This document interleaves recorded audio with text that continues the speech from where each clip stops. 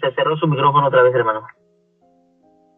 Privilegio, Padre, estar en su presencia, reconociendo que hay un Dios en los cielos que nos ama, que nos da la vida, una oportunidad de ir ante su presencia para pedir socorro en el nombre del Señor Jesús.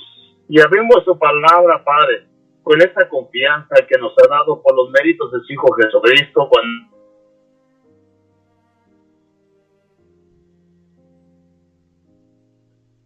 Pedimos la bendición, Padre, de su Santo Espíritu para que pueda dirigir nuestras mentes y pensamientos al abrir su palabra en cada lectura del Espíritu de profecía, para que nos dé sabiduría de su gracia, de su Santo Espíritu y entender y comprender, Padre, que en todo momento los mensajes de esperanza nos ha dado para poder edificarnos espiritualmente y prepararnos para su venida. Bendiga a toda la hermandad, Señor, que estamos conectados en este momento.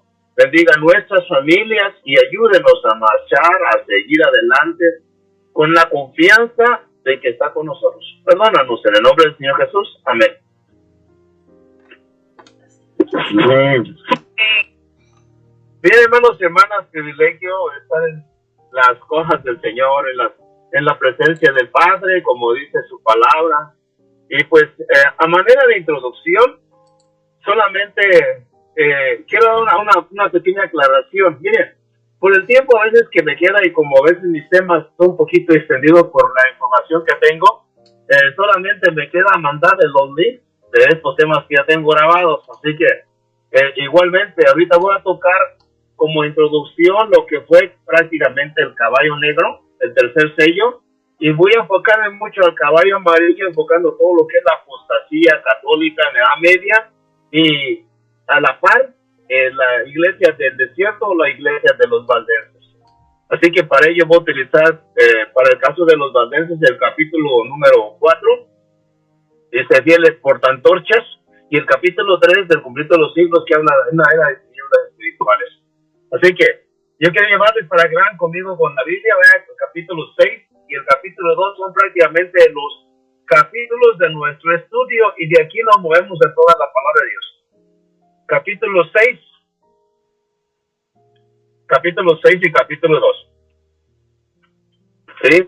Dice el versículo a donde la vez pasada nos quedamos, el capítulo 6, versículo 5 dice: cuando abrió el tercer sello, oí al tercer ser viviente que decía: ven y mira. Miré aquí un caballo negro, y el que lo montaba tenía una balanza en la mano, y oí una voz en medio de los 4 seres vivientes que decía: 2 libras de trigo por 1 denario, 6 libras de cebada por 1 denario, pero no dañéis el aceite ni el vino. Solamente, hermanos y hermanas, a manera de recordatorio de lo que hemos estudiado, recordemos que a partir de este periodo estamos considerando prácticamente el tiempo de el cambio.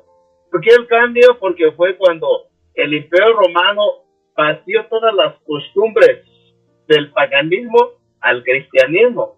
Así que el cristianismo apostólico prácticamente se corrompió. Y de ahí el punto de en ese contexto, como dice el texto, ¿no? El caballo, la parte, digamos, del color negro, significa la era de tinieblas espirituales. Y la otra es la comercialización del evangelio. Usted sabe que en la parábola de Mateo 20 habla de el denario como la paga del jornalero. Así que el denario, de una forma simbólica, representa la salvación y es Cristo. A partir de este periodo se empieza a comercializar el evangelio, a vender, digamos, todo lo que la Iglesia Católica ha ofrecido durante su etapa, desde la Edad Media hasta la fecha, en la cual se le da un servicio y se le cobra por una confirmación, primer bautismo, primera comunión, bautismo, primera comunión, casamiento, todo eso es comercializar el evangelio. Y en cierta manera no enseñar la gracia divina, pues el mundo está impuesto a pagar, pero no recibe la palabra realmente por lo que paga. Así que, aparte de este mensaje, recordemos, digamos, de la iglesia de Pérgamo. Y en ese contexto, usted va conmigo al capítulo 2, versículos 13, donde menciona la tercera iglesia. Solamente en esta forma introductoria para que conectemos nuestros temas de forma historicista. Y el versículo 13 dice: yo conozco tus obras y dónde moras, donde está el trono de Satanás. Pero retienen mi nombre y no han negado mi fe, ni aun en los días en que Antipas, mi testigo fiel, fue muerto entre vosotros, donde mora Satanás. Miren, ambos periodos, del año 313 al año 588, tanto el periodo del caballo negro como el mensaje de la iglesia de Pérgamo, son la misma etapa que considera prácticamente el cristianismo en transición y corrupción. ¿Por qué? Porque a la luz de la Biblia y a la luz de la historia, aquí fue donde prácticamente nació la Iglesia Católica Romana, que es una fusión del cristianismo que se apartó de Cristo en aquel entonces, y vamos a ver realmente los cristianos verdaderos a dónde se fueron. Y por el otro lado, el paganismo que es introducido de parte o por decreto, diríamos, por decreto gubernamental o imperial, ¿a dónde? A la iglesia cristiana. Así que esa es la fusión que generó prácticamente el nacimiento de la Iglesia Católica Romana. Y por eso aquí dice el texto, dice: ¿dónde moras? Donde está el trono de Satanás. Ahora, a partir de este periodo, del año 313 en la historia, vamos a encontrar que se le llama trono de Satanás en la iglesia. ¿Por qué? Porque a partir de aquí todas las costumbres del paganismo se introdujeron en el cristianismo. Y aquí le falta otro punto. Literalmente, si hablamos de Antipas, por ejemplo, estoy pensando de un hombre fiel, un cristiano, va a predicar a esa ciudad de Pérgamo, a donde adoraban al dios Esculapio, el dios de la medicina. Así que por esas ideas griegas, ese tipo de paganismo adoraba a la serpiente, en otras palabras, que es la misma serpiente que Moisés levantó en el desierto allá en Números capítulo 21 del 6 al 9, del 4 hasta 9. Entonces, esa misma serpiente se idolatra. Tú sabes que el diablo es así, y hace de esa serpiente como un dios. ¿En dónde? En la ciudad de Pérgamo. Así que dos doctrinas que pueden resaltarse aquí es el versículo 14. Dice: pero tengo unas pocas cosas contra ti, que tienes ahí a los que retienen la doctrina de Balaam, que enseñaba a Balaam a poner tropiezo ante los hijos de Israel y a comer cosas sacrificadas a los ídolos y a cometer fornicación. Estas cualidades que declara aquí el periodo del caballo negro, la iglesia de Pérgamo, son las mismas que se van a repetir en el caballo amarillo. ¿Y qué significa esto? En este sentido dice que comer cosas sacrificadas a los ídolos, a cometer fornicación, y dice, y a sacrificar a sus hijos, a Baal. Así que esas cualidades son las que permanecen con esta doctrina, porque Baal representa a un falso profeta que al final del tiempo los mismos israelitas, cuando conquistaron la tierra nueva, tuvieron que matar a Baal, ¿sí? Lo mataron a cuchillo. Así que este Baal, recuerden que Baal es el protagonista del capítulo 20. La apostasía en Baal peor, y ahí fue como... Balaam. Gracias, Marito, gracias. Balaam. Entonces, aquí es donde dice el capítulo 41, no lo recuerdo, del libro de los patriarcas y profetas, a donde este hombre fue utilizado como un instrumento de Satanás para poder invitar a todos los príncipes de Israel y llevarlos a ese evento, donde se llevó a cabo, digamos, el baile, la danza, y se apostató a Israel, y como dice ahí, y 24,000 personas murieron. Ya lo repite después el capítulo número 12 de 1 Corintios, pero repito de nuevo, este es el caso de Baal. Ahora, ¿qué simbolismo tiene en este periodo? Que Baal representa a todos aquellos que se corrompen. ¿Por qué? Por dinero, como aquí tenemos, ¿no? De que le ofrecía, diríamos, grandes incentivos para que fuera y maldijera a Israel. Aquí tenemos ese tipo de cristianos a partir de este periodo. Otro punto, como dice el versículo 15, y también tienes a los que retienen la doctrina de los nicolaitas, la cual también yo aborrezco. Recuerden, yo con Nicolás, no lo recuerdo, y eran personas que enseñaban la promiscuidad y el pecado fuera, iban a la iglesia, pero eran personas dobles igual. Así que este tipo de personas son las que se van a identificar con el imperio y van a hacer lo que dice el imperio. Pero aquí hay una promesa, el versículo 17, a que venciere le dé de comer el maná y le adheré una piedrecita blanca y en la piedrecita escrito un nuevo nombre, el cual ninguno conoce sino el que lo recibe. Aquí tenemos la promesa para todo este tipo de personas que viven en este periodo. Y repito de nuevo, les leo de la revista para medicina de Puerto Rico, leo esta parte que dice, en el 1912 la American Medical Association adoptó el símbolo de Esculapio como emblema emblema oficial de esta organización, al igual que la Organización Mundial de la Salud en el 1948 y la Asociación Médica Mundial en el 1956. Si usted analiza, por ejemplo, y ha visto todo lo que es el símbolo de la serpiente, en todas las clínicas y hospitales está, desde ya viene el dios Esculapio, el dios de la medicina. Y en la tradición se dice que Esculapio era el dios de la curación o de la medicina en la mitología griega. Había en la antigua Grecia templos dedicados a dios Esculapio en los que el dios pasaba mientras los clientes descansaban. Entonces ustedes cómo, de dónde viene prácticamente ese símbolo de la medicina, el dios Esculapio. Desde aquel entonces, desde el tiempo de Pérgamo, desde ahí empezó prácticamente, adoraban al dios de la medicina. Y por eso mucha gente que tú encuentras y yo encuentro, ¿verdad?, dentro de lo que son los expertos, hay muchos que no creen en Dios porque ellos quieren evidencias físicas en donde se vean prácticamente que Dios cura y quisieran ver a la mano de Dios ahí, ¿no? Posiblemente. Ahora, la palabra Pérgamo viene del griego per, que significa mixto, y gamos, matrimonio. Significa que a partir de este periodo, el cristianismo tiene como esposo, ¿verdad? Está casado, digamos, con el Estado y con la Iglesia. Ahora, ¿qué características importantes podemos encontrar en este periodo? Bueno, le voy a considerar el cambio del día de reposo. Aquí venimos primeramente, en el año 320, el imperio introdujo la adoración de las imágenes para adorar a Dios. El 7 de marzo del año 321, ley dada por Constantino relativa al día de descanso declara y dice que todos los pueblos y habitantes de la ciudad y todos los mercaderes y artesanos descansen en el venerable día del sol. Pero los labradores atienden al motivo de los campos. Y esta rodilla. Y para plantar villas. De ahí que no se deba dejar pasar el tiempo favorable por el sitio. Esto lo encontramos en el Justiniano, libro 3, título 12, párrafos 2-3, que está dentro de los libros de derecho romano en Roma. Cuerpo del derecho romano, tomo 4, página 333. Esto es algo que en la historia se declaró y si usted analiza, es lo mismo que nos está pasando en este momento.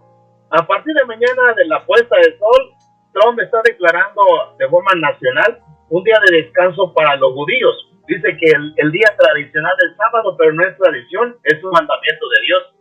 Pero el siguiente día, que es el domingo, es el día de Shabbat para la nación aquí en Estados Unidos. O sea, está pasando lo mismo. ¿Por qué?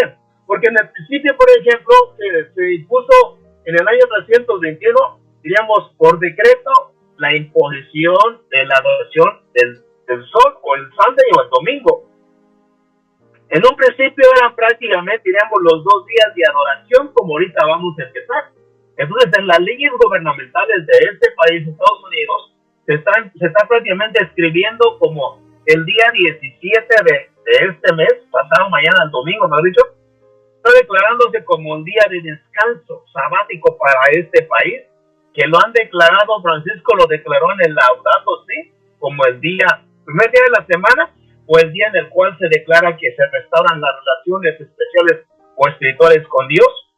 Lo declaró él, lo declaran todos ellos los papas. Entonces diríamos que el domingo para ellos, como dices, es el Shabbat, así como para todo el mundo evangélico. Entonces van a quedar igualmente los 2 días de adoración. El original que tenemos nosotros es el 7º día, que no es una tradición judía, hay que aclararlo como siempre, sino es un mandato divino.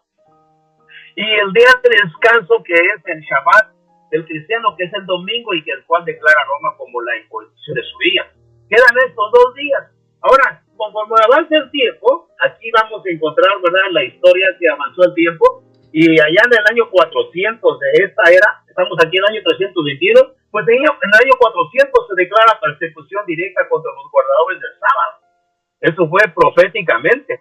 Ahora, en nuestro tiempo, avanza el tiempo, y como avanza el tiempo, vamos a encontrar el conflicto de los siglos. Usted va a encontrar el capítulo de un conflicto eminente, y va a encontrar que conforme avance el tiempo, como no estamos de acuerdo al nuevo orden mundial que declara el domingo como día de descanso, y al acontecer, ¿verdad?, en esta tierra, digamos, todos los eventos, tanto catastróficos, cósmicos y terrestres, entonces nos van a declarar como enemigos del nuevo orden, y es cuando van a declarar una ley que nos obliga a guardar a fuerza el domingo. O sea, estamos previamente, hermanos, en este proceso. Por eso es importante lo que les estoy declarando de cómo Constantino declaró en aquel entonces por decreto gubernamental, y quedó escrito en los anales de la historia, en el cuerpo del derecho romano, como número 4, página 333, el que el domingo era el día de descanso del imperio. Para este imperio, que es la segunda bestia, de parte de la primera bestia, que son el Vaticano, están declarando igualmente ahorita nada más el 17 como un día de descanso de Shabbat, en el cual se declara día de ayuno nacional y descanso. ¿Por qué? Porque en el 4 de julio se va prácticamente a celebrar, ¿verdad?, los 250 años de independencia de este país. ¿Y quién nos dice qué es lo que más nos estamos aproximando? Porque ese es el plan, el proyecto 2025, que desde el año pasado estaba este proyecto, y que a partir de esta fecha, ¿quién nos dice que se va a declarar que todos los negocios se cierran en el domingo? Esa es la parte que estamos esperando. ¿Por qué? Porque vendrá ese tiempo en el cual usted y yo ven actualmente cómo se está cumpliendo la profecía. Ahora, regreso de nuevo al tiempo de Constantino. Aquí tenemos, dentro de lo que le decía, el día de medicina, por eso se llama el trono de Satanás. Tenemos el cambio del día de reposo de parte de ¿qué? De parte del Imperio Romano, y declaran prácticamente como el día del sol, o el domingo como el día de descanso, que es el que tenemos oficialmente hasta la fecha. Ahora vean, te leo igualmente en la Enciclopedia Americana, edición volumen 26, o sea 26, artículo domingo, página 32, y dice: no mucho tiempo después del reconocimiento del cristianismo por Constantino, la observancia del domingo fue hecha obligatoria por ley.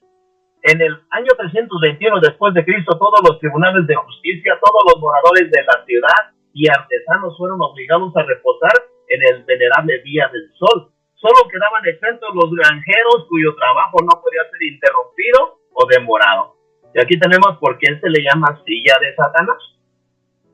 Y le leo igualmente en el año 380, por el decreto de Tesalónica, el emperador Teodosio el Grande declara, ¿verdad?, que el cristianismo era la religión oficial del Imperio Romano. Y aquí tenemos el año 380 por el decreto de Tesalónica. Usted lo puede encontrar, decreto de Tesalónica, en el Google, igualmente lo encuentra. Entonces estamos hablando de que en esta fecha se vació el paganismo, ¿a dónde? Al cristianismo, y nació el catolicismo, como se lo mandé en el audio, en la predicación. Y en el año 431, vean, declarado en la Enciclopedia Británica, volumen 14, página 999, dice: Concilio de Trento en Éfeso declara que, dice, los obispos acuerdan que María podía ser adorada como la Madre de Dios y Reina del Cielo. Yo le decía la vez pasada que a partir de aquí, diríamos, el segundo mandamiento es quebrantado en el año 481, en el año, diríamos, 321, el cuarto mandamiento. Y vean cómo el imperio desgaja, ¿verdad?, diríamos, el cristianismo para introducir el paganismo. ¿A dónde? A la Iglesia Católica, ya formada prácticamente. Se dice también, ¿verdad?, que la Iglesia Católica fue fundada por Constantino. Lo declara también en Google. Le continúa y dice, entonces diríamos que María podría ser adorada como la Madre de Dios y Reina del Cielo. Recuerden que el título Reina del Cielo lo declara el profeta Jeremías. Jeremías 44, versículos 16, 17 y 18, cuando declara que el pueblo de Israel, al apartarse de Dios en el tiempo de Jeremías, antes que fueran llevados cautivos por 70 años a Babilonia, estaban sucediendo igualmente este mandamiento. ¿Sí? Entonces vamos a encontrar que adoraban a la reina del cielo, título pagano de Astarte, de Astarot, de todas las diosas paganas. Y ahora se declara el mismo paganismo que trae el Imperio Romano a declarar que en ese mismo lugar donde se adoraba Diana de los Efesios, de acuerdo a Hechos 19, versículo 27, que la adoraba todo el mundo entero y Asia, entonces ahí mismo se declara que María podía ser adorada como la Madre de Dios en el cielo en Éfeso. Solamente se cambia el título, como le decía, igualmente cuando nos traen el cristianismo a México, el catolicismo, digamos, todo mezclado, allá en los años 1421, ¿verdad? Cuando llegan al Tepeyac y adoraban a Tonantzin, solamente le cambiaron por nombre de la Virgen de Guadalupe. Es la misma táctica y estrategia del diablo.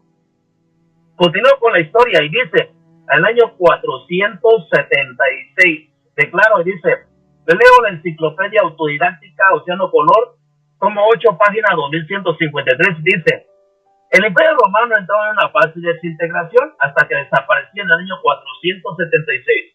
Roma pasó de ser la ciudad de los emperadores a la ciudad de los papas. La iglesia heredó de Roma sus cuadros administrativos y se convirtió en la única fuerza capaz de salvar y perpetuar la civilización clásica. Miren, caído el Imperio Romano, como todos conocemos, entonces viene prácticamente la división de Roma en los 10 estados bárbaros o naciones bárbaras de aquel entonces. Usted conoce la historia, ¿verdad? Los 10 fueron los francos, los lombardos, los sajones, los suevos, los visigodos, los alemanes, los burgundios, los érulos, los vándalos y los ostrogodos. De estos tres últimos, por ejemplo, para que la iglesia pudiese entrar, o como le llama Daniel, pueblo pequeño, pudiese dominar, los érulos estaban prácticamente en Italia y fueron vencidos en el año 493. Los vándalos estaban al sur, digamos, de Europa, o sea, en el norte de África, y fueron vencidos en el año 534.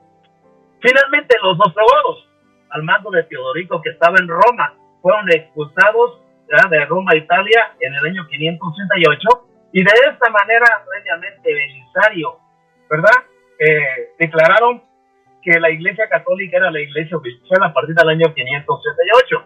Estos tres, como dice Daniel capítulo 7, ¿verdad?, que derribó a 3. Ahora, de los otros, por ejemplo, quedaron en la historia como le decía el primero de ellos, que son los francos, que dieron origen a Francia. Digamos que Francia, en el año 508, a partir de Clodomeo, declara ser católico en el año 508. O sea, Francia se declara católica a partir del año, ¿qué? 508. Y de ahí corren los 1290 años que conocemos en la historia, cómo el dominio va tomando, ¿verdad? Como dice la palabra de Dios, los lombardos en Italia, dieron origen a Italia, los anglosajones a Inglaterra, los suevos a Portugal, los visigodos a España, los alemanes a Alemania, los burgundios a Suiza. Y de estos 7 que quedaron, ¿verdad?, que quedaron, digamos, bajo el dominio de la Iglesia Católica, diríamos, formada por Constantino, vemos que los ostrogodos que dieron origen a España son los que posteriormente, ¿verdad?, nos conquistaron de México hacia abajo toda América Latina.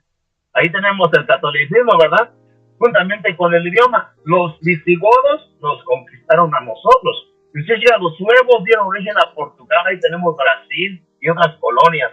Inglaterra, ¿verdad?, unas aquí en Estados Unidos al principio cuando se formaron las colonias.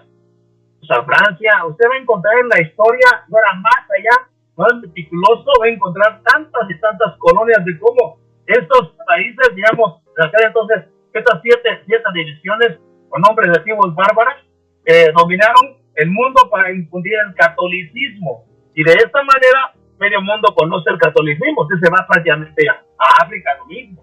Entonces, de aquel entonces usted va a encontrar, ¿verdad?, ese mapa de aquel entonces dirigido.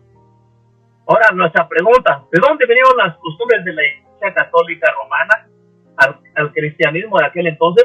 Yo le leía el libro de Desarrollo de la Doctrina Cristiana, página 373, de John Henry Newman. Uno de los principales cardenales católicos de Inglaterra declaró lo siguiente: Eusebio, el historiador, dice de varias formas que Constantino usó para recomendarles a los paganos la nueva religión. Le transfirió varios de los ornamentos externos a los cuales ellos estaban acostumbrados. El uso de templos dedicados a santos en particular y en ocasiones adornados con ramas de árboles, incienso, lámparas y velas, ofrendas para recuperar la salud, tradiciones para los sembradíos, vestiduras sacerdotales, la tonsura, el agua bendita, el anillo de matrimonio, que es el símbolo de la unión del sol y la luna, ¿verdad? La tonsura es hacerse un círculo en la cabeza, tipo monjes de la tonsura, que la prohíbe Dios dentro de allá en Levítico 22, 20 al 22, donde prohíbe todo esto de no hacer tonsura en la cabeza, que era un símbolo de la adoración. Y continúa y dice, los asilos, días de fiesta y estaciones, uso de calendarios, en los cuales vienen todos los santos, procesiones, mirar hacia el oriente, hacia el sol, las imágenes más tarde, la letanía del rosario y quizás la liturgia eclesiástica, todas eran de origen pagano y santificadas al ser introducidas por Constantino a la iglesia. Entonces aquí encontramos, hermanos y hermanas, que la iglesia católica romana fue fundada por Constantino, y la católica romana es una unión de paganismo con el cristianismo que se corrompió al mando de las doctrinas de Balaam, ¿sí? Y las doctrinas de los nicolaitas. ¿Y qué pasó con lo que representaban Antipas?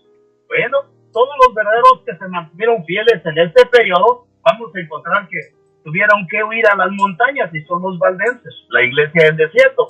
Así que cerramos en esta parte del caballo negro y vamos a continuar con la iglesia medieval, ¿sí? Versus la iglesia del desierto, es decir, lo que reinó en la ciudad capital de Roma, ¿verdad? Y la iglesia verdadera en el desierto, que es las montañas. Así que el capítulo 6, fui nuevamente al cuarto sello, capítulo 6 de Apocalipsis, versículo 7 y versículo 8, declara lo siguiente. Cuando abrió el cuarto sello, oí la voz del cuarto ser viviente que decía, ven y mira. Y miré, y aquí un caballo amarillo, y el que lo montaba tenía por nombre Muerte, y el Hades le seguía. Le fue dada potestad, y le fue dada potestad sobre la cuarta parte de la tierra para matar con espada, con hambre, con mortandad y con fieras de la tierra. Usted analiza, en esta secuencia de los caballos estamos viendo prácticamente, muchas de las veces el desarrollo de un cristiano cuando se aparta de la verdad. O si se mantiene la verdad, va a mantenerse prácticamente en la pureza del caballo blanco.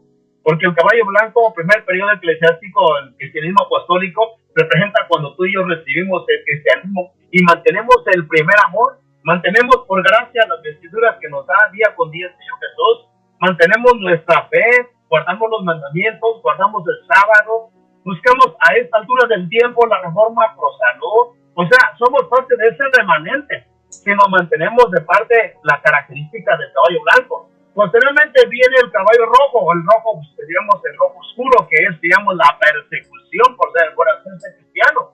Y muchas de las veces la persecución la encontramos en casa, pero si se mantiene fiel y con la ayuda de Dios se ora, se persevera, entonces vamos a poder, ¿qué? A mantenernos nuevamente en las vestiduras principales.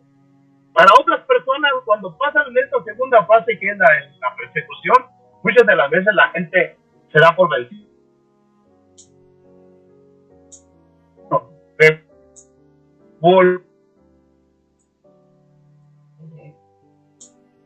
Salarios, buenos trabajos, con tal de que tú sigas detrás de los santos, de la Virgen, de todo el paganismo que trae Roma.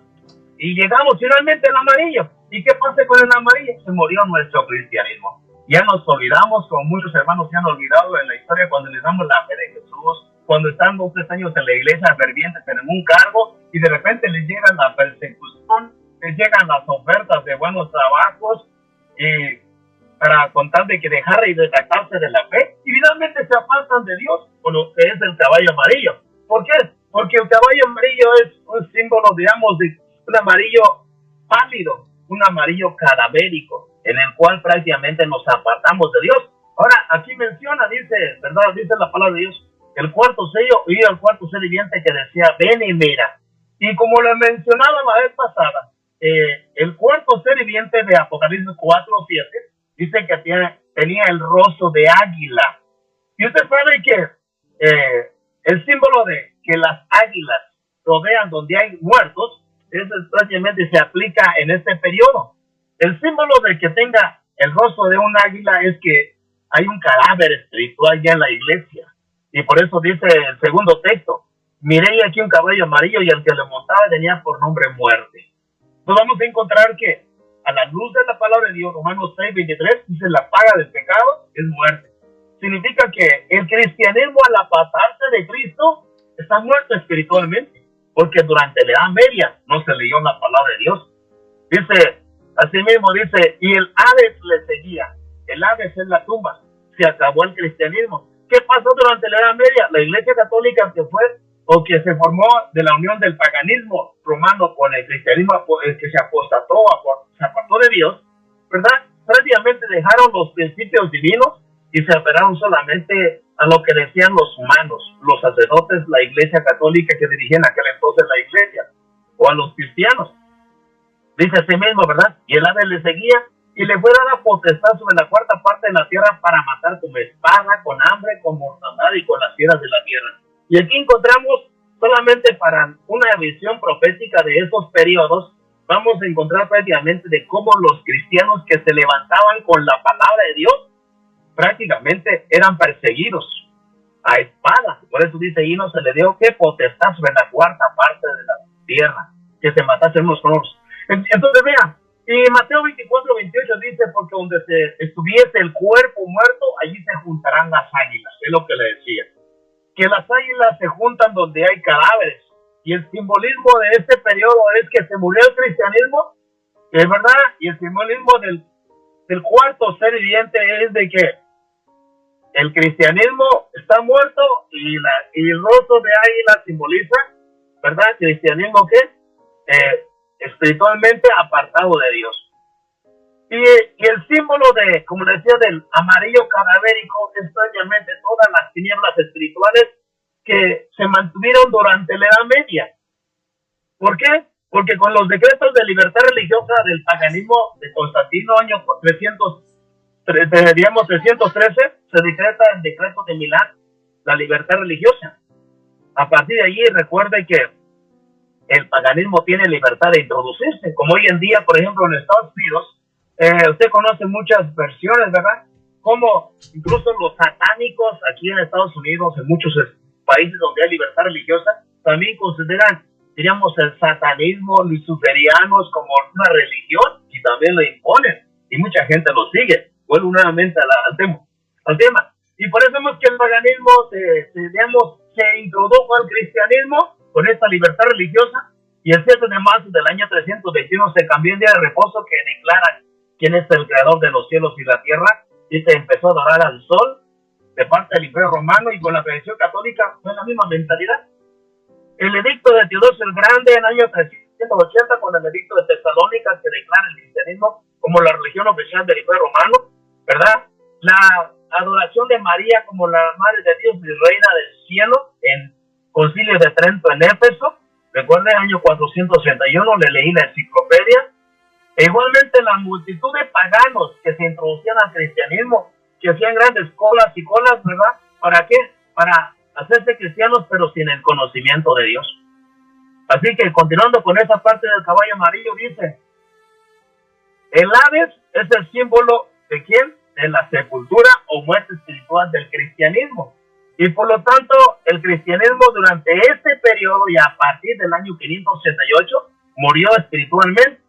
Y el que se le diese potestad para que matasen con espada es el símbolo de la satánica Inquisición, el símbolo de la guerra de las cruzadas que usted va a encontrar en la historia y lo puede checar un poquito más allá, ¿sí? Y por aquí le leo, dice, en el año 533 después de Cristo, Justiniano, el emperador de Roma Oriental, recuerden que cuando se le deja la sede de la Roma Occidental, donde está en este momento el Papa, el imperio le dejó todo el poder a la iglesia y ellos se fueron a la parte oriental, a donde Constantino prácticamente fundó Constantinopla. Ahí tenemos la continuidad. Y en esa parte de Constantinopla, Justiniano, el emperador de Roma Oriental, decretó que el obispo de Roma debía ser reconocido como cabeza de la Santa Iglesia. Este decreto se puso en vigor hasta el año 568. Y le leo un libro que se llama El Apocalipsis de Juan, en la página 173, dice lo siguiente. El edicto de Justiniano da 3 declaraciones en favor del papado. 1. Reconocer al papado como cabeza de todas las iglesias. 2. Como árbitro supremo en asuntos de fe. 3. Someter a todos los sacerdotes bajo su autoridad. Este edicto entró en vigor en el año 568 cuando los enemigos del obispo de Roma, los visigodos, repito de nuevo, fueron expulsados por el general Belisario y Justiniano puso en su lugar a Vigilio. Y con él comenzó una sucesión de papas no llamados santos. Las más altas autoridades, jurisconsultos y crónicas de Roma indican a Justiniano como el fundador de la Iglesia Católica Romana y la supremacía papal. Aquí es lo que le declaraba. Y por eso viene al paralelismo del caballo amarillo, tenemos el mensaje de la iglesia de Tiatira. Y ahí para ello yo le quiero llevar igualmente en el capítulo 2 de Apocalipsis, a partir del versículo 18 al 21. Y a partir del versículo 18 dice, escribe el ángel de la iglesia en Tiatira, el Hijo de Dios, el que tiene ojos como llama de fuego y pies semejantes al bronce bruñido, dice esto. Versículo siguiente, yo conozco tus obras, amor, fe, servicio y paciencia, y que tus obras postreras son más que las primeras, son mejores que las primeras. ¿Qué simboliza este texto, hermanos? Significa que al final de este periodo, digamos, de la supremacía papal, va prácticamente a levantarse lo que es la reforma protestante. Por eso se dice tus obras postreras son mejores que las primeras. Si a partir del año 568 empezó lo que se llama el oscurantismo espiritual o la era de tinieblas espirituales a media, en la historia que hemos leído en los libros, entonces al final de este periodo, allá a partir del año 568, con conflicto de los siglos, capítulo 8, habla de un campeón de la verdad. Es cuando prácticamente se levanta la reforma protestante, por eso dice ese texto.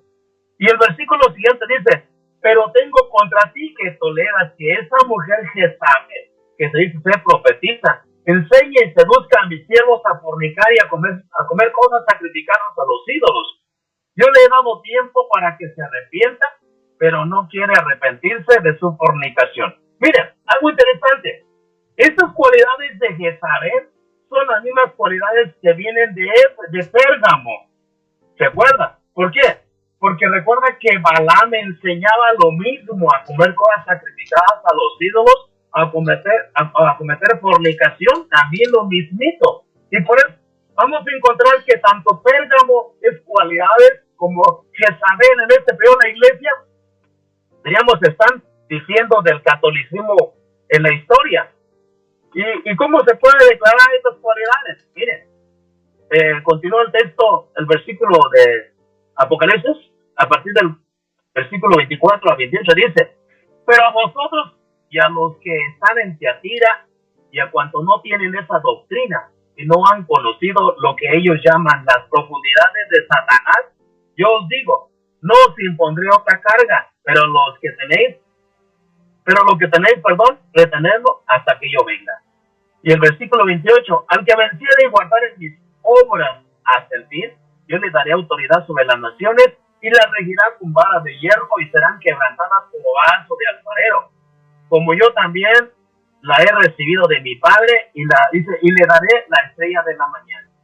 Dios le está declarando, Cristo le está declarando a este periodo de la iglesia de Tiatira, del año 538 hasta 1517, estas promesas.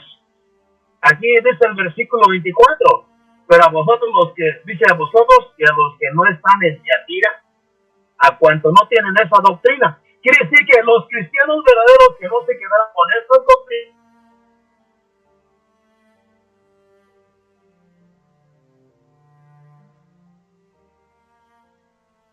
dice, y no han conocido lo que ellos llaman las profundidades de Satanás, es decir, la corrupción. No les puso otra carga. Entonces, ¿qué pasó con los valdeses? Ellos previamente se fueron a las montañas. Entonces, este mismo periodo que les pasó a los hermanos de la Edad Media, con la cual estoy declarando, como un escrito está, es el mismo periodo que viene para nosotros, de acuerdo al capítulo 9 de Eventos de los Últimos Días, en la que dice que la Iglesia Católica, la falsa religión, dice, no solamente tomará control del antiguo mundo, sino también de la América.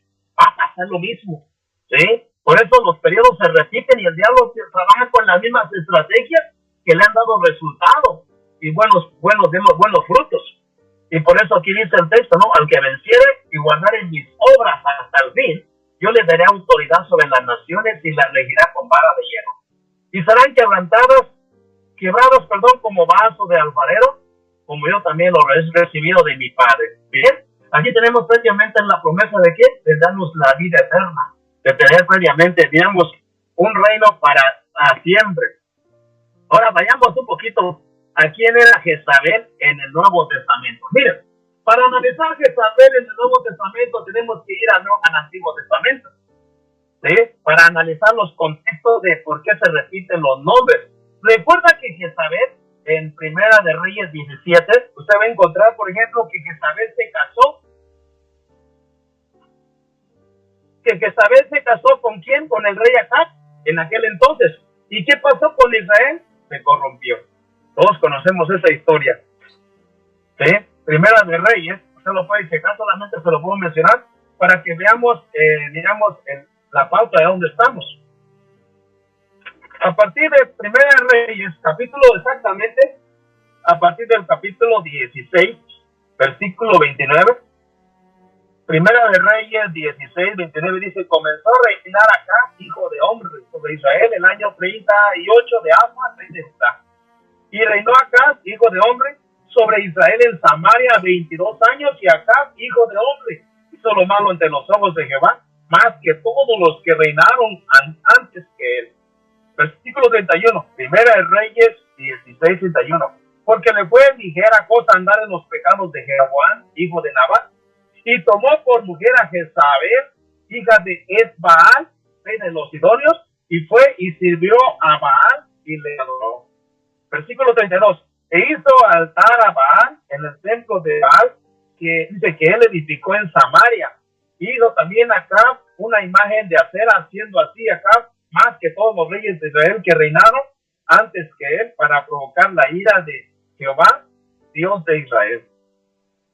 En su tiempo, Giel de Betel reedificó a Jericó a precio de la vida de Abiram, su primogénito, echó los cimientos y a precio de la vida de Segub, hijo de Menor, su hijo menor, puso sus puertas conforme a la palabra que Jehová había hablado por Josué, hijo de Nun. Miren, aquí el texto de quién es Jezabel, vimos prácticamente a luz de la Biblia del Antiguo Testamento, Jezabel, que se casó con rey Acab.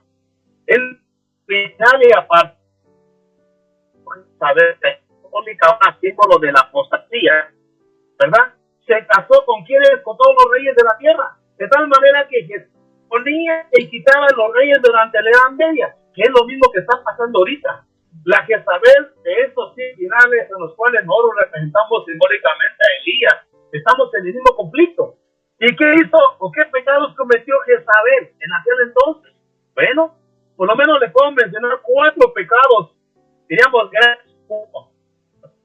el Dios de sus mandamientos. Primera de Reyes, capítulo 18, versículo 2 de sus mandamientos. 2, enseñó la fornicación espiritual. Literalmente, ¿verdad? En el tiempo de la Edad Media, enseñó la fornicación de la palabra. ¿A quién? Al pueblo durante la Edad Media. 3, indujo a comer cosas sacrificadas a los ídolos, así como la Jezabel del Antiguo Testamento, de acuerdo a Hechos capítulo 15, 29. Y 4, mató a los profetas de Primera de Reyes, capítulo 18, versículo 4. 4 que desarrolló Jezabel en el Testamento son las mismas 4 cualidades que tenemos de la Jezabel, que es la Iglesia Católica en el Nuevo Testamento, que fue la supremacía papal. El número 1, apartó al pueblo de Dios de sus mandamientos. Le leo Primera de Reyes 18, capítulo 18, versículo 18. Siguiente manera. Primera Reyes 18, versículo 17 dice: y cuando Acab vio a Elías, le dijo: ¿eres tú el que turba a Israel? El capítulo 18 dice, y él respondió: yo no he turbado a Israel, sino tú y la casa de tu padre, dejando los mandamientos, siguiendo a los... Ahí tenemos cómo en el tiempo de la apostasía de Acab, que se casó con Jezabel, se aplica de una forma paralela a los tiempos de la apostasía en la Edad Media. ¿Qué pasó durante ese tiempo de la Edad Media? Estoy considerando los periodos del año 88 hasta 1798, 1260 años. ¿Sí? Vemos cómo durante ese periodo la Iglesia Católica, ya de forma simbólica, ¿verdad? Por las cualidades que menciona, apartó ¿a quién? Al pueblo de Dios de los mandamientos. Por ejemplo, el segundo mandamiento, Éxodo capítulo 20, versículos del 4 a 6, conoce el texto: no te harás imagen ni ninguna semejanza, etc. Ahora, la Iglesia Católica en su Odisea, la séptima sesión, año 787, oración de las imágenes, la cual consistió en arrodillarse incienso. Concilio, hermanos, concilio, séptima sesión del año 787, se cancela o se anula el culto, que ya lo vemos contextualizado, ¿verdad? Allá en los tiempos de Éfeso. Recuerden, cuando se decretó que María podía ser adorada como la madre de Dios y reina del cielo. O sea, vean cómo hay una continuidad de apostasía. Desde Pérgamo llegamos a este mensaje desde Pérgamo, sí, corrijo, desde Pérgamo hasta este mensaje de Sardis. Y es lo mismo. Entonces, prácticamente al quitar el mandamiento número 2, ya se permite toda la idolatría. El otro mandamiento que usted conoce, ¿verdad? Y que también lo declaramos, el cambio del día de reposo. El 7 de marzo del año 321, pues mire, pasó lo mismo. Te leo lo que se menciona aquí, un libro que se llama Philip Scrapp, Historia del Cristianismo de la Iglesia Cristiana, volumen 3, página 1902, declara: en el concilio de la Odisea, en el año 321 después de Cristo, la Iglesia decretó la transferencia de la solemnidad del sábado al domingo. En el venerable día del sol, que los magistrados y las personas residentes en las ciudades reposen y cierren todas sus oficinas.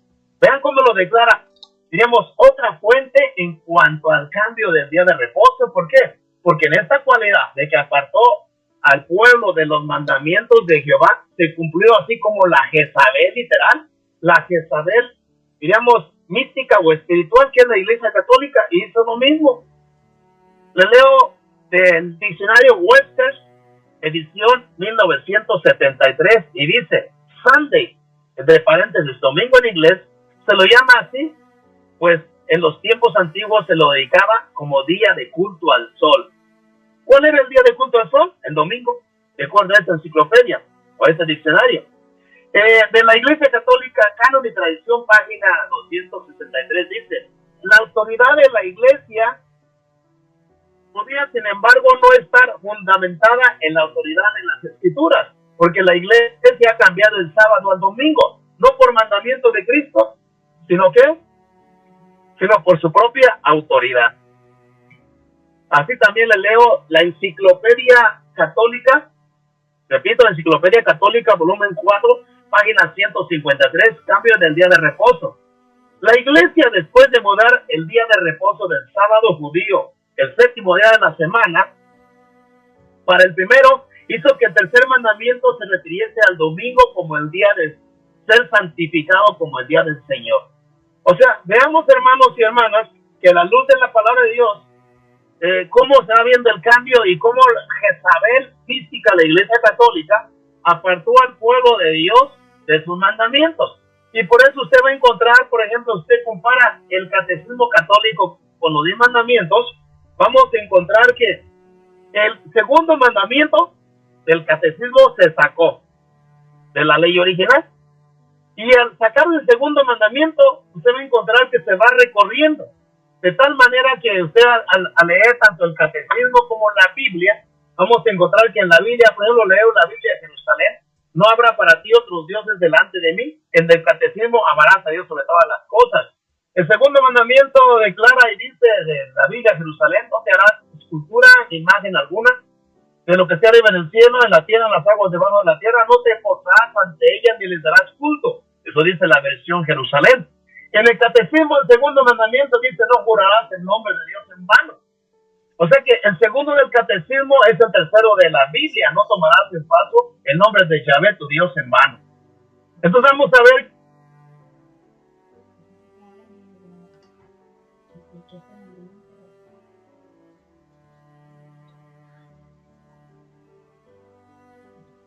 que en el catecismo del sábado para tu tal manera lo de la ley de Dios, de la memoria es reposo para Yahvé tu Dios.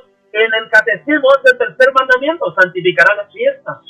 Y las fiestas se refiere primeramente al domingo como en la fiesta principal y las fiestas patronales que tienen que ver con todas las celebraciones de los santos patronos a nivel mundial. Y ahí en ese mandamiento cambiado es como se encuentra, digamos, el descanso dominical, declarado por decreto desde Constantino. La Iglesia Católica lo pone en su catecismo, ¿verdad? Y como oficialmente están declarando guerra contra los mandamientos de Dios, ¿sí? De tal manera que usted avanza y avanza, y el mandamiento que originalmente conocemos como el 10º, no codiciarás los bienes de tu prójimo, no codiciarás la casa de tu prójimo, la mujer de tu prójimo, ni su siervo, ni su criada, ni su buey, ni cosa alguna de tu prójimo, se divide en dos en el catecismo. Y como acá se recorrió, diríamos que el 9 y el 10 es el mismo mandamiento de la ley de Dios, pero el 10º. De tal manera que el mandamiento número 9 del catecismo dice, no desear la mujer de tu prójimo, y el 10, no codiciará los bienes ajenos. Entonces vamos a encontrar que en la tradición hay 10 mandamientos, pero los que tienen que ver con la adoración en espíritu y en verdad, y en el día de reposo que declara el sábado, son sacados. Y los demás, ahí están disfrazados de tal manera que es una mezcla de cristianismo con paganismo. Y al cambiarse, por ejemplo, el cuarto mandamiento, se le da honra y gloria a las imágenes, a los santos y al sol, que es el tercer mandamiento del catecismo. ¿Santificarás qué? Las fiestas. Y al quitar el segundo mandamiento, que tiene que ver con la no idolatría, ellos permiten toda la adoración igualmente. ¿A quién? De todos los ídolos que adoraban en el paganismo, pero ahora disfrazados con los nombres de los apóstoles en el cristianismo apostólico. Entonces voy a checar esto igualmente en YouTube, ¿verdad? Los mandamientos católicos o del catecismo. La parte de la característica número 2 de Jezabel enseñó la fornicación espiritual. Le leo, Conflicto de los Siglos, página 59, que dice, el advenimiento de la Iglesia romana al poder marcó el principio de la Edad Media. Este es el capítulo 3 del Conflicto de los Siglos, donde dice una era de guerras espirituales. Dice, a medida que crecía su poder, las tinieblas eran más densas. La fe pasó de Cristo, el verdadero fundamento, al Papa de Roma. Vean ustedes cómo se enseña la fornicación espiritual. De tal manera que tanto el Papa era para ellos como Cristo, como lo declara pues su santidad como Dios, como está en 2 Tesalonicenses capítulo 2, del 1 hasta el versículo 8. Entonces aquí decía, ¿no? Con el advenimiento de la Iglesia romana al poder marcó el principio de la Edad Media. Y a medida que crecía su poder, las tinieblas de la Edad Media se hacían más densas. La fe pasó de Cristo, el verdadero fundamento, ¿a quién? Al Papa, ¿verdad? Como está declarado en el Conflicto de los Siglos en la historia. Igualmente la página 59 dice, en vez de confiar en el Hijo de Dios para obtener el perdón de sus pecados y la salvación eterna, el pueblo recurría al Papa y a los sacerdotes. Se enseñó que el Papa era el mediador terrenal y que nadie podía acercarse a Dios sino por medio de él. Además, para los fieles el Papa ocupaba el lugar de Dios y por lo tanto debía obedecerse implícitamente.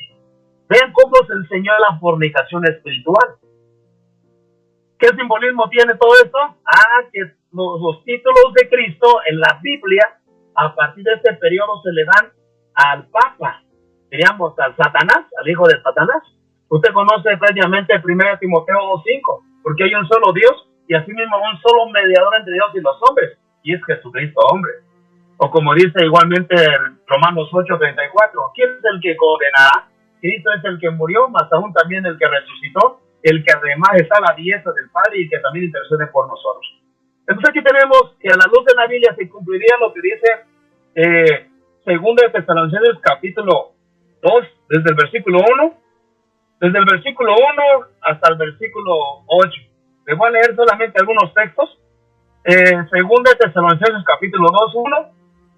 Pero con respecto a la venida de nuestro Señor Jesucristo y nuestra reunión con Él, os rogamos, hermanos, que no os dejéis mover fácilmente de vuestro modo de pensar, ni os conturbéis ni por espíritu, ni por palabra, ni por carta, como si fuera nuestra, en el sentido de que el día del Señor está cerca.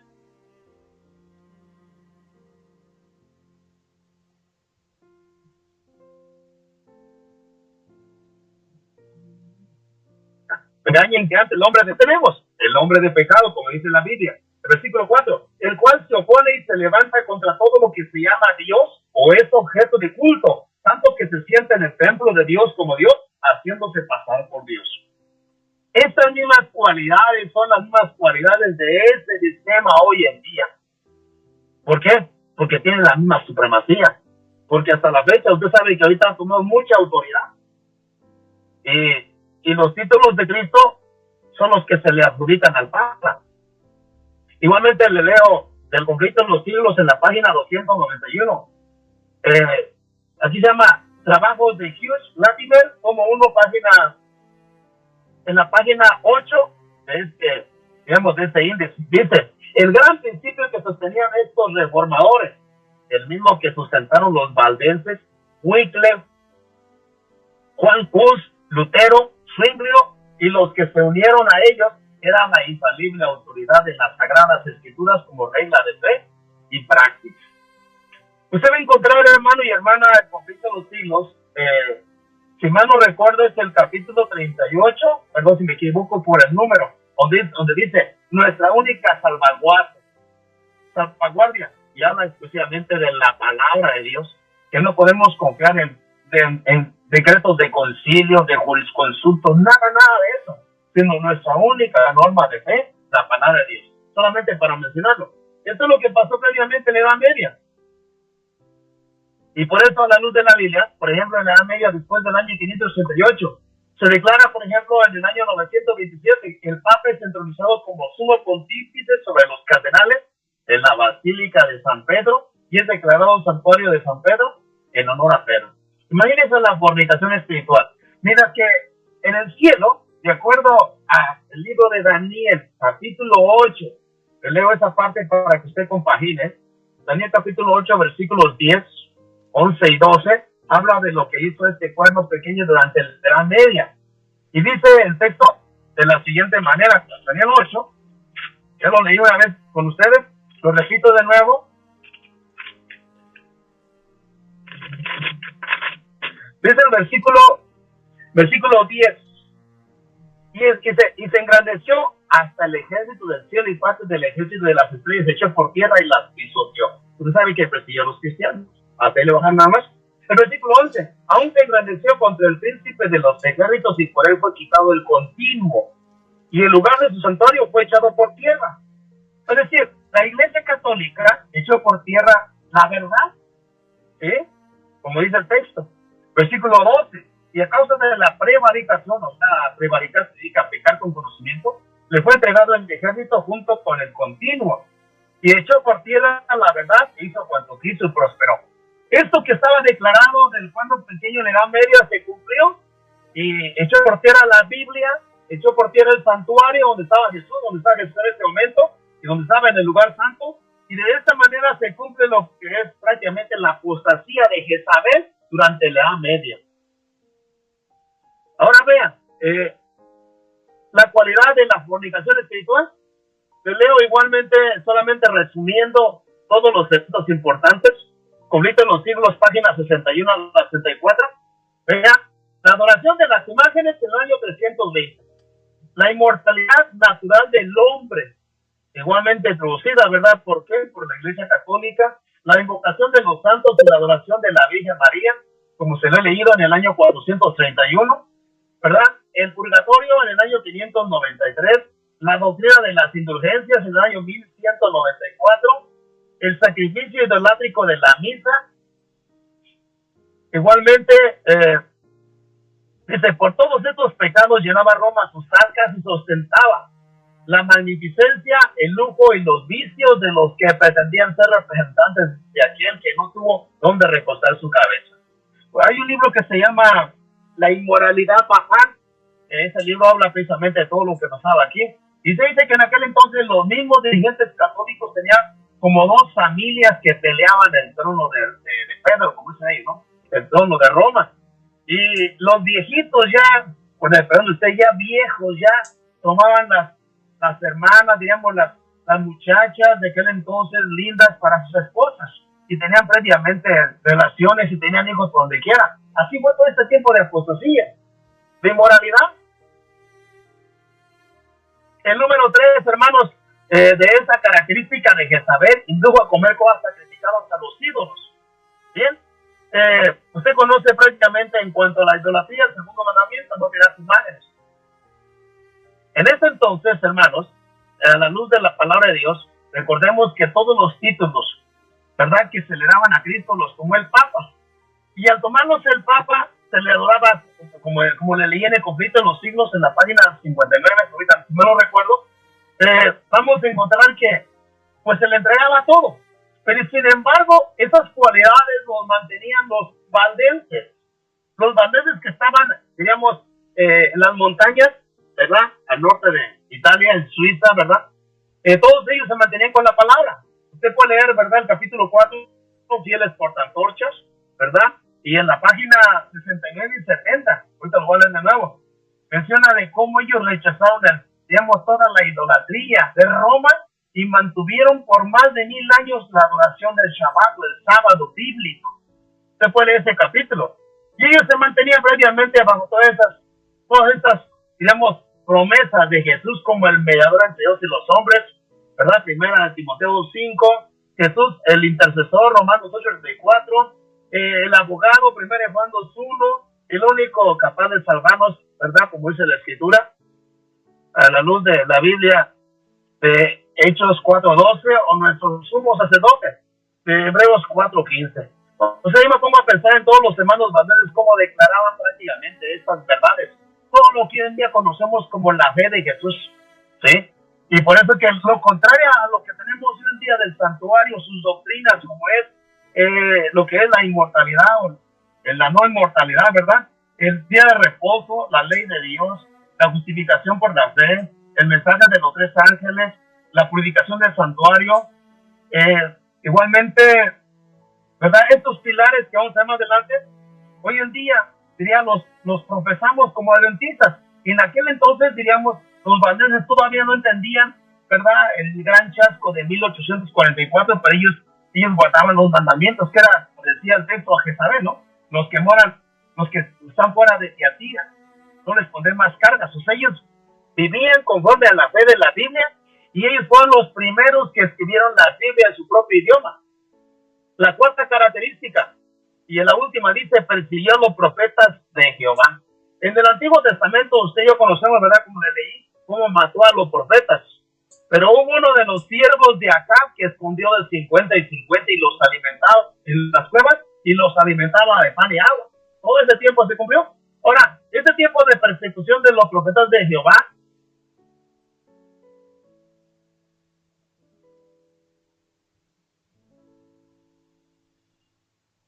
o en el capítulo 12, versículo 3, donde menciona de las estrellas.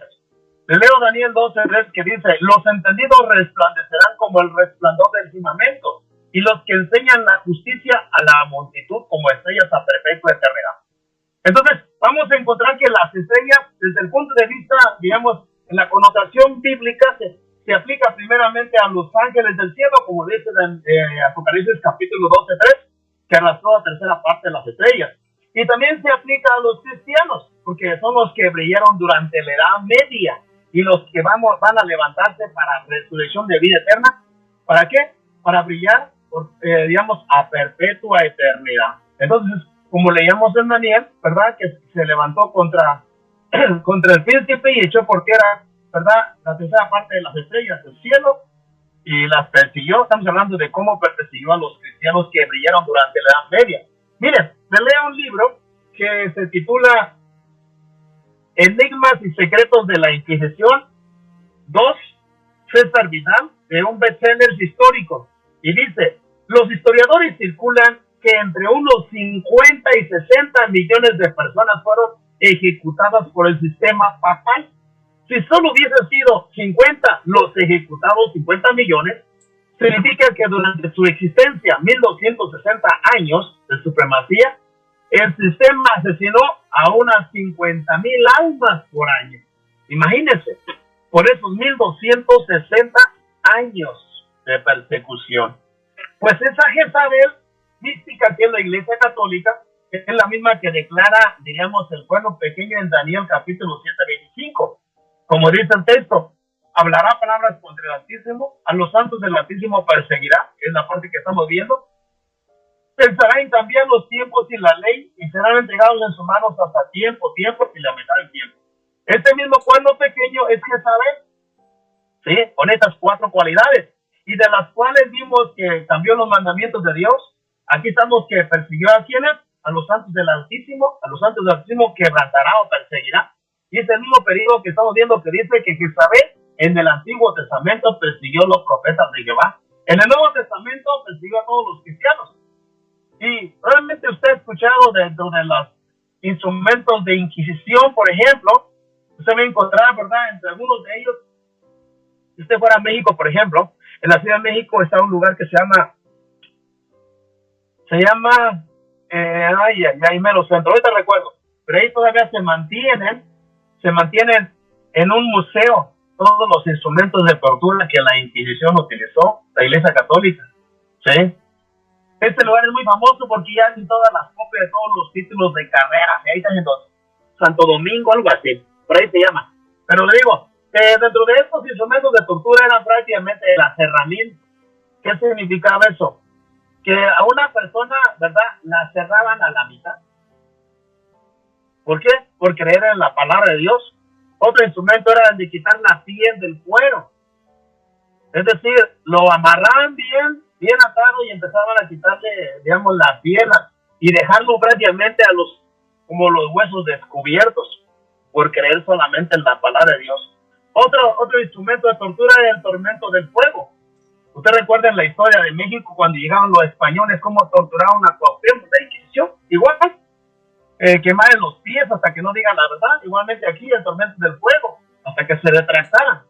Otro instrumento de tortura era de tirar de los brazos y las piernas. ¿Con qué? Con un instrumento metálico en los que los amarraban y le daban vuelta con una cadena hasta que les dislocaban los miembros. Otro instrumento era el agua a través de un embudo. Imagínense una persona bien atada, que estaba inmovilizada, le ponían un embudo y le llenaban agua hasta que se ahogaba prácticamente. Todo este tipo era prácticamente, instrumentos de tortura. En cuanto al punto de tirar de los brazos y las piernas, utilizaban lo que se llama el uso del estante. Era como un cuadro en el cual cabía exactamente el cuerpo y lo amarraban de extremos, de la parte de arriba, un extremo, las 2 manos con cadenas, argollas, y por la parte de abajo los pies, y solamente le daban vuelto con una polea y es como le estirpaba prácticamente los miembros desde el instante. Aquí le voy a mencionar un libro que se llama El libro de los mártires de John Foxe. Es un libro que se puede conseguir y se llama La masacre irlandesa. Y declara que en el 1642 los papistas mataron cruelmente a 40,000 protestantes. A las mujeres las ataban a los postes, las desnudaban hasta la cintura y les cortaban los senos con tijeras y las dejaban sangrando hasta que se morían. Pues mire, este tiempo de apostasía cristiana de Jezabel prohibió durante la Edad Media, ¿verdad? Todo tipo de avances científicos. Usted sabe, yo sabemos, por ejemplo, que a partir del año 517 es cuando viene prácticamente la Reforma Protestante, pero durante aproximadamente del año 538 a 1517 es lo que se llama prácticamente el oscurantismo espiritual de la Edad Media, en la cual la iglesia persiguió a los cristianos, les enseñó prácticamente fornicación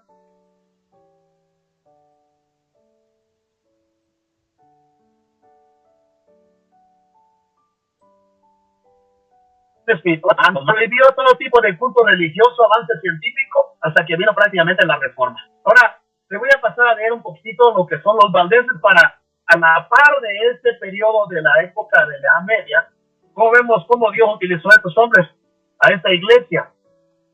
Los valdenses, la iglesia del desierto. Apocalipsis capítulo 12, versículo 6 dice, y la mujer huyó al desierto donde tiene sustentado su tiempo por Dios, para que allí sea sustentada por 1260 días. O sea, en el mismo periodo de supremacía papal, tiempo, si la mitad de un tiempo de Daniel 7:25, son 1260 días, proféticamente hablando, 1260 años, es el tiempo en el cual la iglesia huyó al desierto y Dios la sustentó igualmente por este periodo. Pero ¿a quién representa el desierto? Bueno, digamos que la palabra de Dios a través del conflicto de los siglos nos lo dé. Y le leo igualmente. Apocalipsis capítulo 12, 14 dice, y se le dieron alas a la mujer, a las dos alas de la gran águila para que volase de delante de la serpiente al desierto, a su lugar donde es sustentada por un tiempo sin la mitad de un tiempo. Vean ustedes cómo los periodos proféticos de Dios, como es 1260 días, tiempo sin la mitad de un tiempo, como Dios lo repite para el periodo del cristianismo apostólico de los valdenses, de los valdenses. Entonces diríamos que durante ese tiempo de la supremacía papal, la iglesia verdadera, la que en Pérgamo declara Antipas, se mantuvieron fieles, se van prácticamente a las montañas, allá en la parte de Suiza. Y le leo Conflicto en los siglos, página 70, que nos refuerza más este periodo y dice, la iglesia del desierto, y no la soberbia jerarquía que ocupaba el trono de la gran capital, era la verdadera iglesia de Cristo. ¿Quién? La iglesia del desierto, los valdenses creyentes. La depositaria de los tesoros de la verdad que Dios confiara a su pueblo para que los diera al mundo. Página 70 del Conflicto de los siglos. Igualmente le sigo leyendo, dice, los valdenses se contaban entre los primeros de todos los pueblos de Europa que poseyeron una traducción de las Santas Escrituras. Centenares de años antes de la Reforma Protestante tenían ya la Biblia manuscrita en su propio idioma. Tenían pues la verdad sin adulteración y esto los hizo objeto especial de odio y de la persecución. Declaraban que la iglesia de Roma era la Babilonia apóstata del Apocalipsis. Imagínense, hermanos, ya desde antes Dios había inspirado a quienes, a los valdenses para que declararan esto. Página 70 del Conflicto de los siglos. La página 71 dice, durante siglos de oscuridad y apostasía hubo valdenses que negaron la supremacía de Roma, que rechazaron como idolátrico el culto de las imágenes y que guardaban el sábado de Jehová. Tras los baluartes elevados de las montañas, refugios de los perseguidos y oprimidos de todas las edades, hallaron los valdenses seguro escondite. Allí se mantuvo encendida la luz de la verdad en medio de la oscuridad de la Edad Media. Allí los testigos de la verdad conservaron por 1000 años la antigua fe. Imagínense, hermanos, esta es la segunda parte que nos toca a nosotros, los que estamos haciendo probablemente un plan para salir de las ciudades y refugiarnos en las montañas y lugares apartados. Vamos a repetir la historia. Así que, si usted y yo estamos en este plan, en lo personal, con muchos hermanos que sé que estamos haciendo planes para salir de las ciudades, se va a repetir porque viene la apostasía de la Edad Media y tanto el antiguo mundo como la América, aquí protestante, que ahora que se corrompe con esta parte del día mayo 17 que declaran como el día, un Shabbat, día de descanso nacional y día de ayuno y oración, están anticipando lo que viene a partir del 4 de julio. en el cual se declarará prácticamente como los 250 años de independencia, y lo que se espera es que declaren que todos los negocios se cierren en el domingo. Así que ahí empezaremos prácticamente ya a analizar en base a cómo Dios nos vaya revelando los eventos, porque va a permanecer tanto el sábado como el domingo, como en los días de Constantino. Y esa es nuestra historia. Estamos prácticamente abriendo, digamos, el Espíritu Santo nos está abriendo los ojos, ¿verdad?, del entendimiento, la luz de la verdad de todo lo que está pasando conforme a la Biblia, el Espíritu está y el Espíritu de profecía. Y por eso, como los valientes, nos vamos a mantener igualmente apartados de las ciudades y adorando al Creador sin ningún obstáculo, para poder ser henchidos por el Espíritu Santo y ser sellados y posteriormente recibir previamente la lluvia tardía, el gran refrigerio del Señor, ¿verdad? De acuerdo a Primeros Escritos, página 85. Y entonces Dios declarará a quienes se les habrá de predicar. Todo esto, hermano que viene, hermana que viene, es muy bonito, pero la verdad tenemos que mantenernos fieles. Si usted y yo no tenemos un lugar apartado, bueno, también le digo una cosa. Yo estaba leyendo el libro de la página 123 del capítulo 9, se llama Leyes Dominicales. Dice que algunos se van a quedar en las ciudades, algunos, pero también te digo, recuerda que la religión de Cristo va a estar prohibida en las ciudades. Va a haber aflicción, no vamos a poder comprar ni vender. Probablemente algunos hermanos se mantengan con el alimento que van a conservar ahorita porque no tienen opciones. Pero ahí también menciona esa parte que posiblemente lo voy a declarar, si Dios quiere, el viernes, mañana. Voy a hablar de las señales, la última señal de la venida de Jesús, la ley dominical. Y ahí voy a declarar un poquito más de todo esto que le estoy mencionando. Pero, hermanos, estamos en el tiempo en el cual Dios nos está hablando. Así que tanto la supremacía papal consideró, hermanos, tanto lo que son el caballo amarillo, que llegó hasta el año 1517, cuando Martín Lutero, capítulo 8, un campeón de la verdad, se levantó allá el 31 de octubre de 1517 y pegó en la puerta castillo de Gutenberg, Alemania, las 95 tesis de la justificación por la fe. Es decir, sacar todas las promesas de la Biblia y declarar prácticamente el protestantismo, la rebelión contra la iglesia, a partir del año 1517. Y a partir de aquí vino prácticamente, ¿qué? Lo que se llama la Reforma Protestante. Nacieron prácticamente todas las iglesias protestantes y hasta el 1798. Entonces estamos hablando que la supremacía papal consideró prácticamente la religión apóstata de Jezabel hasta el 1517, cuando viene la Reforma, y sigue avanzando hasta 1798, que considera prácticamente la iglesia de la Reforma o las almas bajo el altar, o también, ¿verdad?, declarado como el quinto sello. Eso es lo que prácticamente se considera a la luz de la Biblia. Ahora, mire, algo interesante. Leo un libro que se llama Ross Woodruff, Babilonia, Misterio Religioso, Antiguo y Moderno, página 105, de la Asociación Evangelística de Riverside, California, aquí en Estados Unidos, declara: Martín Lutero clavó sus famosas 95 tesis de la justificación por la fe en la puerta castillo de Gutenberg, Alemania, en el 31 de octubre de 1517. Estas 95 declaraciones eran en contra de la venta de indulgencias.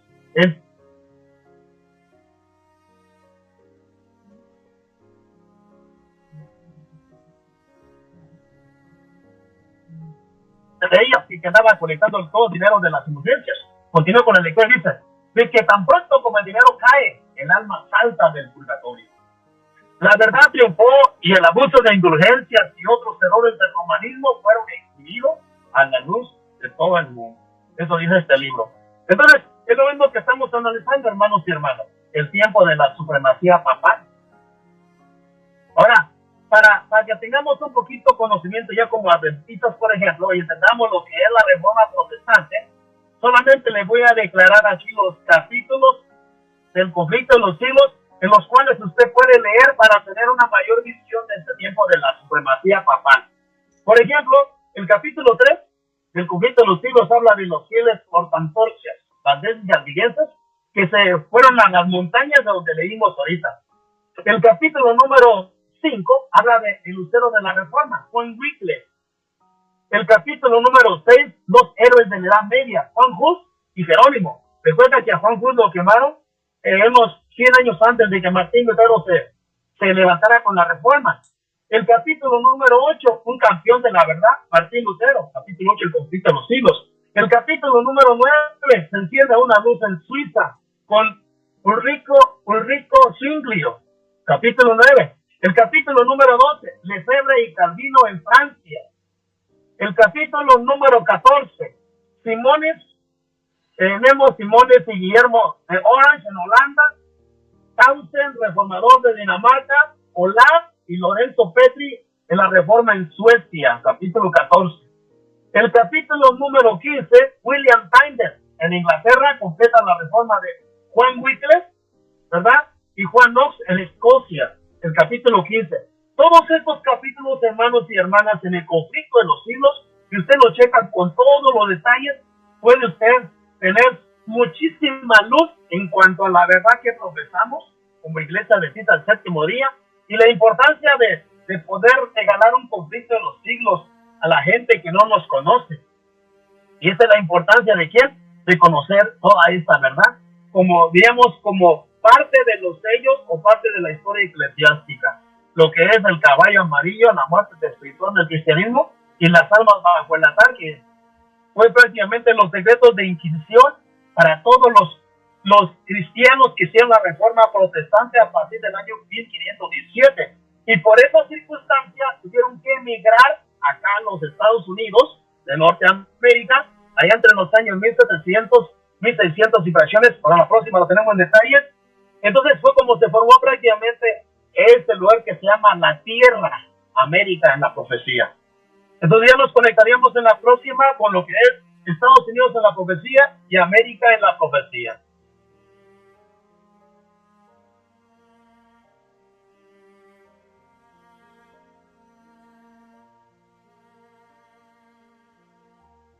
Y como espíritu profecía. Así que yo cierro mi tema, perdón que me he alargado un poco, ¿sí?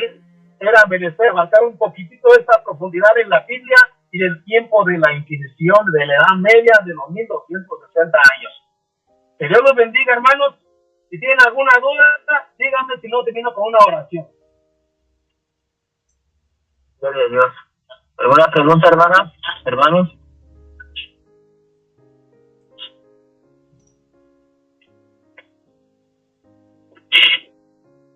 Bien, parece que todo quedó claro, hermanito.